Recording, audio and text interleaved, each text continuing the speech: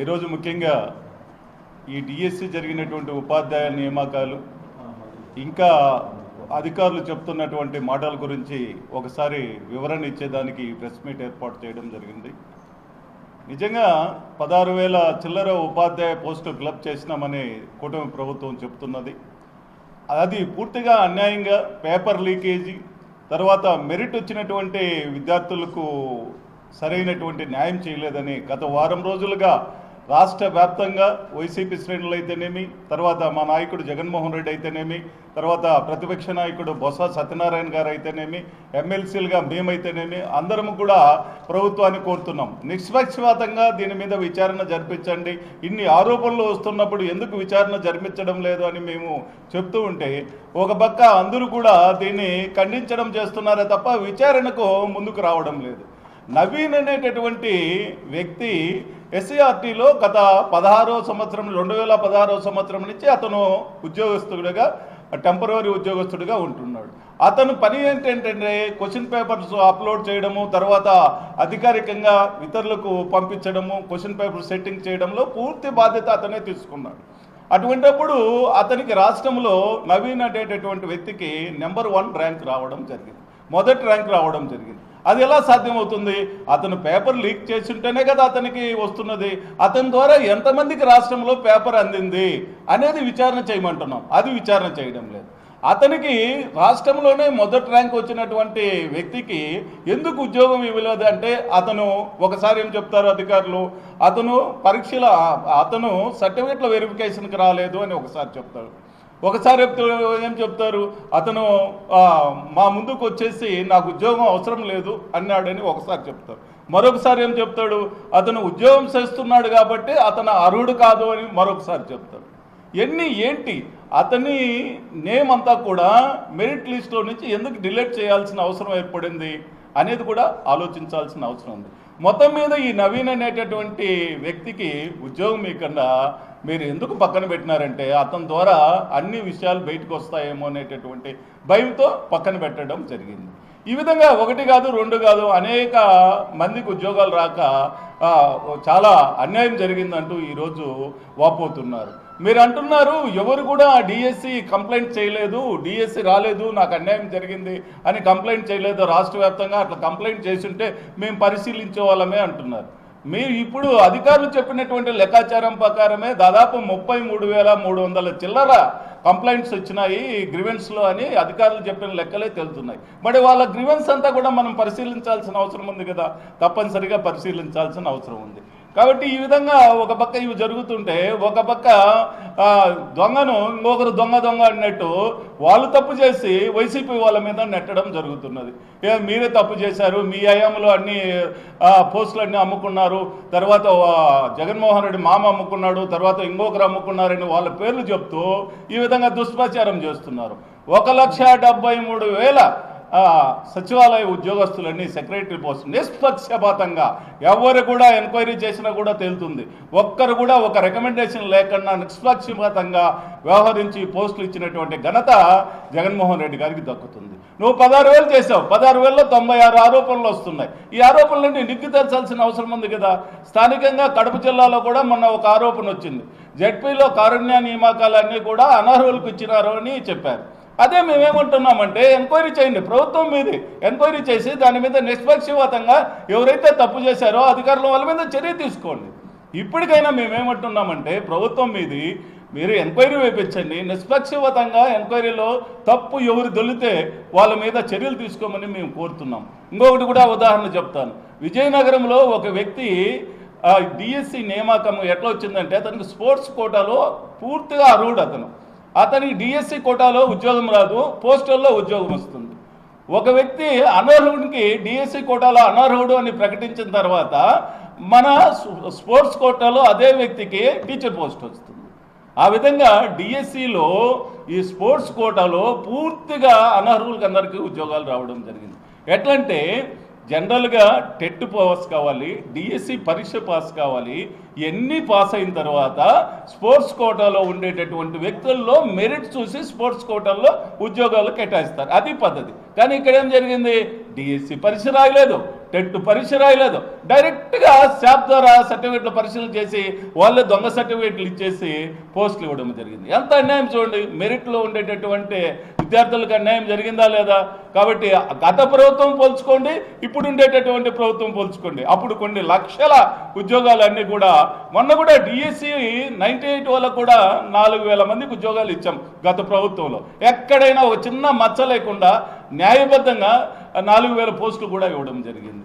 ఎక్కడ కూడా మచ్చ అనేది లేదు. ఎవరు కూడా ఎమ్మెల్యేల రికమెండేషన్ లేదు, మినిస్టర్ల రికమెండేషన్ లేదు. గత ప్రభుత్వంలో జగన్మోహన్ రెడ్డి నిష్పక్షపాతంగా నిరుద్యోగులకు న్యాయం జరగాలి అనేటటువంటి ఒక సదుద్దేశంతో మేము ఎవరు చెప్పినా కూడా, ఎమ్మెల్సీలు చెప్పినా, ఎమ్మెల్యేలు చెప్పినా, మంత్రులు చెప్పినా కూడా వినేటటువంటి పరిస్థితి లేకుండా ఉన్నది. కానీ ఈరోజు చూడండి, ఎక్కడ చూసినా అవినీతి జరిగిందని టెలిఫోన్ సంభాషణలు కూడా నిన్న చంద్రశేఖర్ రెడ్డి నెల్లూరులో టెలిఫోన్ సంభాషణలు కూడా మా ఎమ్మెల్సీ గారు బయట పెట్టారు. ఈ విధంగా ఒక్కొక్కరు ఒక్కొక్క లీలను బయట పెడుతున్నారు. ఈ లీలలన్నిటికీ కూడా ఎవరు కారణం అనేది మీరు నిగ్గు తేల్చాల్సిన అవసరం ఉందా లేదా? నిగ్గు తేల్చాలి. ఏదో కేవలం అధికారులతో ఒక ప్రెస్ మీట్ పెట్టించేసి ఇంకా అయిపోయింది, మేము ఏమాత్రం మేము ఎవరికి కూడా అన్యాయం చేయలేదు, అన్ని నిష్పక్షపాతంగా చేసినామంటే ఎట్లా అవుతుంది? కాబట్టి ఇప్పటికైనా గవర్నమెంట్ మేల్కోవాలి. అధికారులు కాదు, విద్యాశాఖ మంత్రి దీనికి వివరణ ఇచ్చి నిష్పక్షపాతంగా ముందుకు తీసుకుపోవాల్సిన అవసరం ఉంది. ఈ విధంగా చేయకపోతే తప్పనిసరిగా మేమంతా కూడా ఈ నిరుద్యోగుల పక్షాన ఉండాల్సిన అవసరం ఉంటుంది, వాళ్ళ పక్షాన పోరాడాల్సిన అవసరం కూడా ఉంటుందని మీ ద్వారా ప్రభుత్వానికి తెలియజేస్తున్నాం. ఇది ఒక పక్క నిరుద్యోగుల కథ. ఇంకా ఉద్యోగస్తుల కథ, ఎంప్లాయీస్, టీచర్లు తీసుకోండి, ఎంప్లాయీస్ తీసుకోండి. వాళ్ళు పాపము కొత్త కూటమి ప్రభుత్వం వస్తానే మాకు చాలా మేలు జరుగుతుంది, మాకు ఉండేటటువంటి అన్ని బకాయిలన్నీ కూడా అంతాయని వాళ్ళు ఆశపడడం జరిగింది. ఏం జరిగింది? 2 సంవత్సరాలు అయిపోయింది, ఇంతవరకు పిఆర్సీ కొత్త కమిటీ లేదు, అలాగే ఐఆర్ ఇంతవరకు లేదు. డిఎల్ 4 పెండింగ్ ఉంటే 4 డిఎల్లో కూడా 1 కూడా అర్థం డిఎల్ ఇచ్చారన్నమాట. ఏమి పాపం ఇంకా బకాయిలు రావాల్సినటువంటి వేల కోట్ల బకాయిలు, 30,000 కోట్ల బకాయిలు ఈరోజు రాష్ట్రంలో ఎంప్లాయీస్కి ఇవ్వాల్సిన అవసరం ఉంది.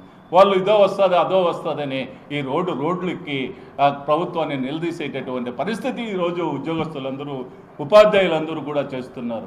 గత ప్రభుత్వంలో 11 డిఏలు ఇవ్వడం జరిగింది, ఐఆర్ 27% ఐఆర్ ఇవ్వడం జరిగింది. ఈ విధంగా మొత్తం మీద జగన్మోహన్ రెడ్డి గారి ప్రభుత్వము ఉద్యోగస్తుల పట్ల చాలా సానుభూతిగా అన్ని కూడా ఇవ్వడం జరిగింది. ఈరోజు 2 సంవత్సరాలు అయిపోయినా కూడా ఉద్యోగస్తులకు బకాయిలు రాక పాపం వాళ్ళు దాచిపెట్టుకున్నటువంటి సొమ్ము వాళ్ళు ఇవ్వకపోతే వాళ్ళు ఎంత బాధపడుతున్నారో అర్థం చేసుకోవాల్సినటువంటి పరిస్థితి మనకందరికీ ఉంటుంది. కాబట్టి ఉద్యోగస్తులకు ఇవ్వాల్సినటువంటి అన్ని బకాయిలు కూడా వెంటనే రిలీజ్ చేయాలని ప్రభుత్వాన్ని మేము డిమాండ్ చేస్తున్నాము. ఇంకా జరగబోయేటటువంటి డిఎస్సి కావచ్చు, ఇంకొక విధానం కావచ్చు, ఇవన్నీ కూడా గ్రూప్ 1 పోస్టులు కావచ్చు నిష్పక్షపాతంగా జరపాలి. ఒకే రోజు పరీక్ష కండక్ట్ చేయాలి. 1 నెల రోజులు పరీక్ష కండక్ట్ చేశారు. డిఎస్సి పరీక్ష 1 నెల రోజులు ఆన్లైన్ పద్ధతిలో కొత్త విధానం అంటూ కండక్ట్ చేశారు. ఒక పరీక్షా కేంద్రంలో ఏం జరిగింది? 11 మంది కాపీ కొట్టినారు అనేటటువంటి దాంతో వాళ్ళను సస్పెండ్ చేశారు. వీళ్ళంతా 11 మంది కాపీ కొట్టినారని. మళ్ళీ వాళ్ళు కోర్టుకు పోతే ఏమైంది? కాపీ కొట్టలేదు, వీళ్ళకు కూడా ఉద్యోగాలు ఇవ్వండి అని కోర్టు తీర్పు ఇచ్చింది. ఈ విధంగా 1 నెల రోజులు పరీక్షలు జరపడం వల్ల చాలా అవకతవకలు జరిగేదానికి అవకాశం కూడా ఉంది. కాబట్టి ఒకే రోజు ఆన్లైన్ సిస్టంలో పరీక్ష జరిపినట్లయితే ఏ విధమైనటువంటి ఆరోపణలు వచ్చేదానికి అవకాశం ఉండదు. కాబట్టి ఇప్పటికైనా ప్రభుత్వము ఈ తప్పిదాల మీద, అన్ని తప్పిదాల మీద, గవర్నమెంట్ చేస్తున్నటువంటి తప్పిదాల మీద మీ ప్రభుత్వమే ఉంది కాబట్టి మీరే ఎంక్వైరీ చేసి ఏమి జరగలేదండి నిగ్గు చేయాల్సింది, సిట్టింగ్ జడ్జి పెట్టండి, లేకపోతే సిబిఐకి పోండి. ఎప్పుడు కూడా వైసీపీ వాళ్ళ మీద పడ్డము, వాళ్ళ మీద ప్రత్యేకంగా ఒక్కొక్కరి మీద ఒక్కొక్క ఆరోపణలు చేయడము, జగన్మోహన్ రెడ్డి మేనమామ కడపలో అన్ని అవకతవకలు చేసినాడు అని చెప్పడం. ఆయనకంటూ ఒక పేరుంది, జగన్మోహన్ రెడ్డి మేనమామకు రవీంద్రారెడ్డి అనేటటువంటి పేరుంది. రవీంద్రారెడ్డి చేసినాడు అనేది ఆరోపణలు రాయండి, ఆయన మీద ఏదన్నా వస్తే ఆయన ఖండిస్తాడు. కాకపోతే ప్రభుత్వం మీదే ఉంది. ఆ విధంగా మీరు కూడా ఎంక్వైరీ వేయండి. కాబట్టి రాబోయేటటువంటి రోజుల్లో ఎక్కడ కూడా ఏమాత్రము ఈ నిష్పక్షపాతమైనటువంటి పద్ధతిలో పరీక్షలు జరపాలి. ఇప్పుడు జరిగినటువంటి డిఎస్సి మీద తప్పనిసరిగా ఎంక్వైరీ చేయించాలని ఈ సందర్భంగా నేను కోరుకుంటున్నాను.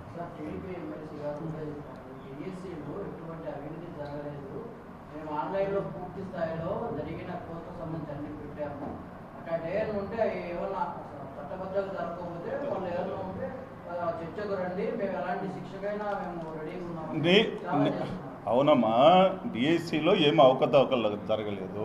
మేము అవకతవకలు జరిగినాయని 4 పేజీల పేపర్ నిన్న కమిషనర్ దగ్గరికి పోయినాము. తర్వాత పేపర్లో రోజు వస్తున్నాయి. మేము పేర్లతో సహా ఆరోపణలు చేస్తున్నాము. చర్చకి ఎందుకు ఒక ఎంక్వైరీ వేయమనండి. సిబిఐ ఎంక్వైరీ వేయించి నిష్పక్షపాతంగా జరుపున్నారని చెప్పమనండి.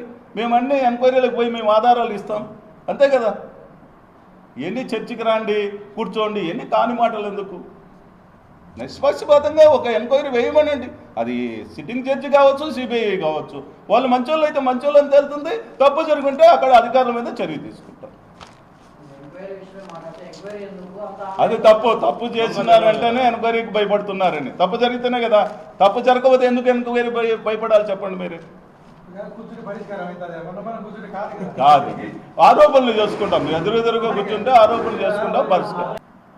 ఏదైతే మా ప్రీతమ నాయకుడు వైఎస్ జగన్మోహన్ రెడ్డి గారు డిఎస్సి దాని మీద ప్రెస్ మీట్ పెట్టడం జరిగిందో, దాంట్లో అవకతవకలు జరిగాయి, దాని మీద ఎంక్వైరీ చేయాలని చెప్పేసి చెప్పిన వెంటనే తెలుగుదేశం పార్టీ నాయకులు ఎత్తుకున్నారు.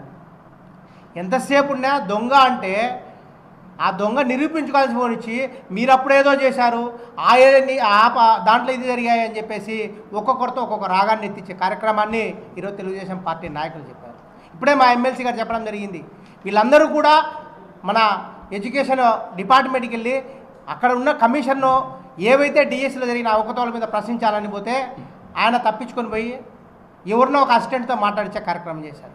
వీటన్నిటినీ కూడా తెలుగుదేశం పార్టీ ఫస్ట్ నుంచి చెప్తున్నాం, డైవర్షన్ పాలిటిక్స్.